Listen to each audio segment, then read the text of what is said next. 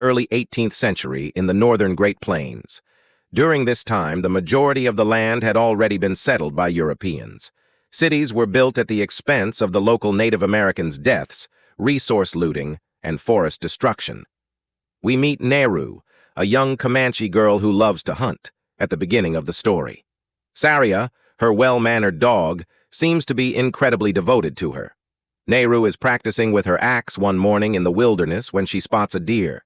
She decides to pursue it, but the deer, unflinching, runs away when there is a huge thunderclap. Neru and her dog chase after the deer non-stop, but they are unable to capture it. Saria suffers excruciating pain when his tail gets caught in a bear trap during the procedure. Fortunately, Neru saves his life as soon as she releases Saria from the trap. She also gives his tail a few natural remedies. Following this, as the two get ready to head back home, they suddenly hear a huge bang coming from the sky. Neru heads straight for the scene to look into it, and when she gets to a nearby cliff, she notices a big alien ship passing through the skies. Neru meets her brother Tabi in the scenario that follows. Tabi is a skilled hunter and is thought to be the strongest warrior in the tribe. Tabi is the one who guides them on all of their large hunts. Neru informs him that she had earlier observed a thunderbird in the skies. She also says that she's prepared to go on the search with him, but Tabi doesn't think she's ready and says it's risky to go after this. When Naru gets back to her mother, she assists her in making some medicine and sharpens her axe. When her mother asks why she wants to hunt, Naru explains that even though she relies more on her intellect than her physique, she is just as skilled as the others. Nevertheless, even her mother doesn't think she can hunt. This demonstrates the Comanche people's belief that their women are not as competent hunters as their men. Shortly after, Tabi shows up carrying a captured bird for Neru to eat, but Neru doesn't seem to like it. Conversely, a menacing-appearing predator leaps from the spacecraft. To give us a quick demonstration of his powers, he has incredibly sophisticated weapons on him, including lasers, thermal vision, and the capacity to turn invisible. While gathering herbs for the medications, the predator enters the forest and kills a large snake with ease in another location. Nuru sees the men approaching the bush with the intention of killing a lion. She chooses to accompany them as planned after hearing that Puhi, one of their men, has been taken by the lion. The men initially wouldn't let her go, but they eventually give in once Tabi confirms that she can assist in tending to the injured. The search soon starts, and Neru uses her supposedly clever brain to direct everyone. After hours of searching, they finally come to Puhi, who is in a terrible situation. After a successful rescue effort, Nuru gives him medication and herbs right away, saving his life. Everyone prepares to leave, but Tabi is adamant on hunting the feral lion down, so he instructs the other men to carry Puhi back to their camp while he goes after the lion. However, Nauru is somewhat skeptical because lions normally finish off their prey instantly. They do not just leave them to suffer, so she asks to join him, but Tabi declines on the way back. Neru discovers the dead and gutted snake, as well as the predator's footprint. The other men believe that the footprint is that of a large bear, but Neru is confused as she has never seen one of this size before. Hence, she decides to go back to Tabi and warn him about the same. A member of their camp named Parka also joins her soon after she meets Tabi and tells him everything, but he too believes it was a bear. Following this, the three of them set out to hunt the lion. Neru suggests placing a bait and taking a position on a tree to effectively attack the lion. After a while, she, along with Parker, climb a tree, while Tabi places the bait and hides behind some bushes. The plan works, and the lion arrives on the scene, but instead of going after the bait, it lunges towards the duo. At first, the lion kills Packer and slowly starts moving towards Nauru. The latter is holding a spear, confident that she can defend herself, but right then she notices the predator. This distracts her momentarily, allowing the lion enough time to strike her and knock her to the ground. A few hours later, Neru wakes up and finds herself back at her village camp. It turns out that her brother Sata from the lion and brought her home. Meanwhile, Tabi also arrives with the lion's head. All the villagers are proud of him, so the elders elevate him to the rank of war chief. Nauru, though, is still adamant that there is something more in the forest and longs to return. When she informs Tabi about it, she is met with disbelief, and Tabi tells her she isn't ready to hunt just yet. Early the next day, Nauru decides to act on her own behalf. She goes into the forest with her dog to do some exploring. She takes wood skins to form a rope, connects it to her axe, and hurls it like a boomerang. She locates a rabbit with its help, prepares it in the wilderness, and shares it with Saria. The predator is seeing a wolf get ready to attack a little animal in the meantime. The wolf kills its prey immediately it catches it. Nauru keeps moving, looking for more information about the predator. She eventually reaches a spot where she finds numerous dead buffaloes with their skins torn off. In their culture, buffaloes are revered as symbols of dignity and generosity, so Meru is horrified and confused about who could have done this. When she finds a cigar, Nauru doesn't know what it is. Once her inquiry is complete, she keeps going until she stumbles across a marsh. Adding insult to injury, it turns out to be quicksand. Luckily, Nauru still has her axe, even though it looks like she will suffocate to death as she slowly drowns inside. Boomerang uses it and somehow makes it out alive. Then, after heading to the nearby river to freshen up, we see the predator spotting the same cigar. In the next scene, Nauru finds a large bear devouring its prey. Normally, even the bravest villagers would flee from the beast, but Nauru has a point to prove that she wants to kill it and take its head to the village as a trophy. Sadly, at the last minute, her bow breaks, and the bear notices her.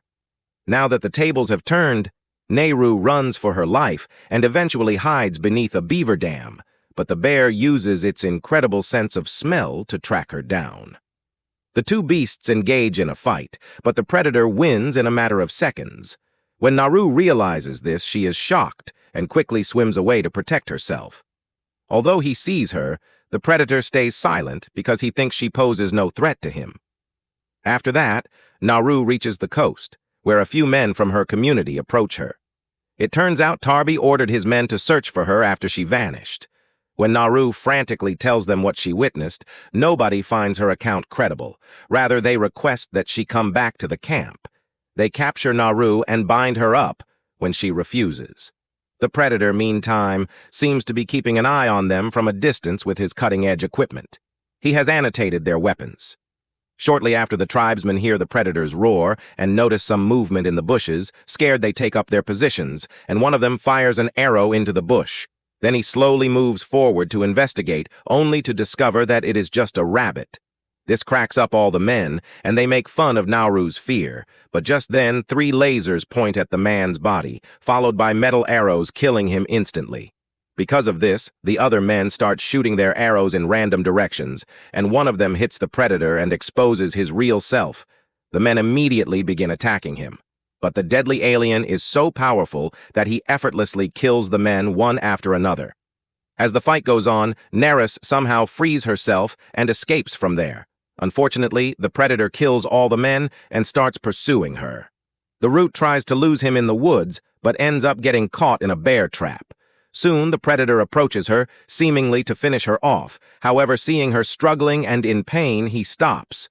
This makes Nauru realize that the predator does not attack bait or unarmed ones.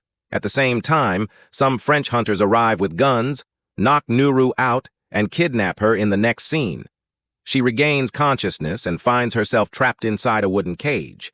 She then notices a man smoking a cigar and learns that he is the one who killed the buffaloes earlier. Just then a translator approaches her and asks what she knows about the predator.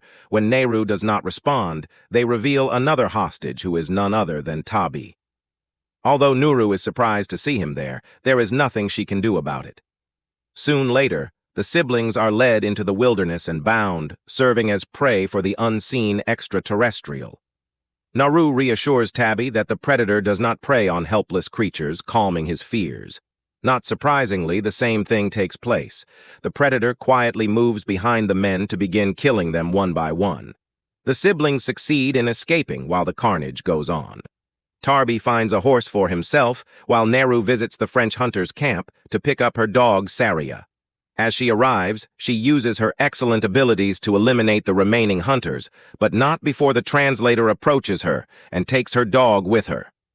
He begs for medicine after his leg is amputated, and in return, he promises to teach her how to use a rifle. LaRue accepts, and while she learns how to handle the rifle, gives him medication that lowers his body temperature. Nehru ducks behind a tree as soon as they hear the predator's menacing voice, and the translator plays dead. Surprisingly, the translator's low body temperature prevents the predator from finding him. This makes Nehru understand that he does, in fact, have a vulnerability, but the predator's intelligence more than makes up for this infrequent shortcoming. Most of the bodies don't react until the translator steps on them all one by one, but when he discovers that the person was simply acting dead, he yells in agony. The predator kills him in a heartbeat. He then points his laser at Saria after seeing it. But just as he pulls the trigger, Tabi appears out of nowhere and assaults the predator's head, knocking off his helmet.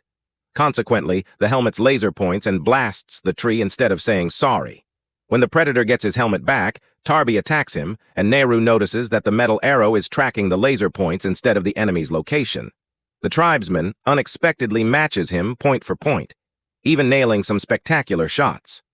The predator eventually turns invisible since this irritates him. He kills Tabi with a vicious stabbing a few seconds later after taking him by surprise. Nehru doesn't have time to grieve, as she sees everything happen before her eyes. The following morning, she and her dog take off.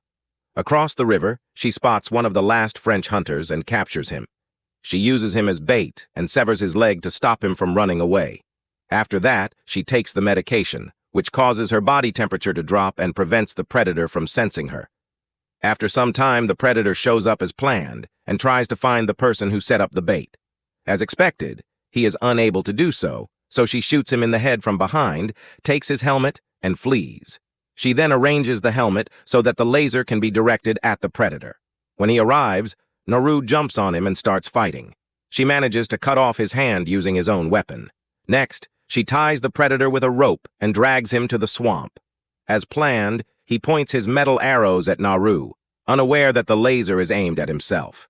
When he does so, the metal arrows end up penetrating his own head, killing him.